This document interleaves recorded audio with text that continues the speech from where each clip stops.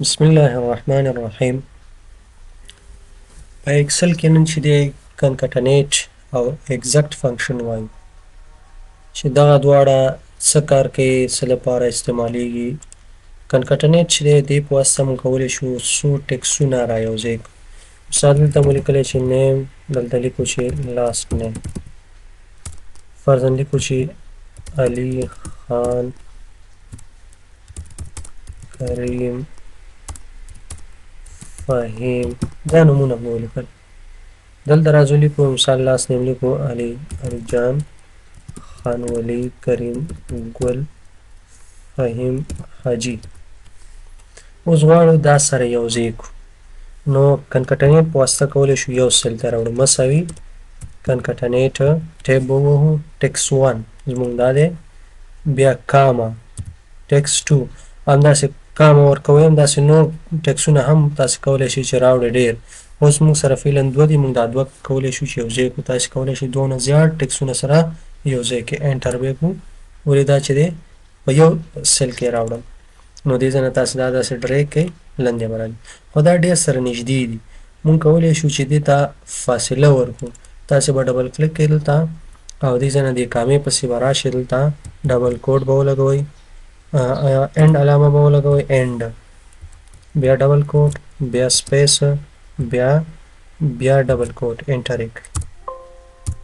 دلته یو بل اینډ هم ورکړئ دې ځای کې.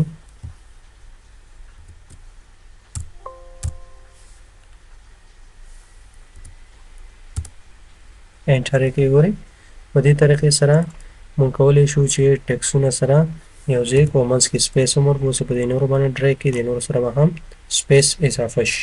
نو په دې طریقې سره د کنکټنیټ فنکشن نه استفاده کولی شو. اوس راځو ایگزیکټ. ایگزیکټ فنکشن څه کار کوي؟ دا موږ ته یو دوه ټکسونه سره مقایسه کوي چې دواړه یو شان دي که یو شان نه دي. مثال فرضاً دې کې لیکم چې فهیم، دلته هم لیکم چې فهیم.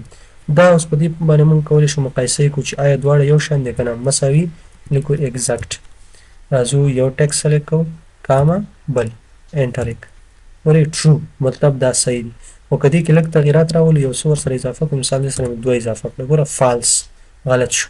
یا مثال دې یو بل تاسو ته مثال درکړم د پاسورډ، لکه دلته لیکو چې پاسورډ، دلته لیکو کنفرم، لکه تاسو نه پاسورډ چې دوباره غواړئ او دلته به ولیکو ریزلټ. اوس مثال فرضاً پاسورډ دې ولیکو 1 2 3، دلته دې 1 2 3 ولیکو چې دا صحیح دی که غلط دی. دلته لیکو مساوي اف بیا قوس شروع اف دې ولیکو بیا لیکو ایگزیکټ. اوس راځي دلته دا ټکس هم راخلي یا پاسورډ کاما دا هم راخلي، دې پسې قوس باندې شفټ 0 کاما. اوس که چیرته دا صحیح شو ورته لیکو چې کریکټ پاسورډ،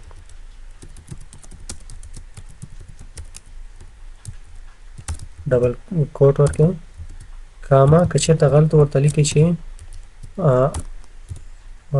چې رانګ پاسورډ، ډبل کوټ باندې انټر. اوس دا چې دی صحیح دی، موږ ته ځواب صحیح راکړي. که چیرته راشي مثال داسې لاندې ډریګ کړو، دلته زه اوس لیکم فرضاً 1 2 3 او دلته لیکم غلط، ګوره اوس هماسې رنګ پاسورډ دی. دلته راشي مثال ولیکو 1، دلته ولیکو 1، ګوره موږ ته وایي کریکټ پاسورډ. نو د ایگزیکټ فنکشن نه په دغې طریقې سره موږ استفاده کولی شو په اکسل کې.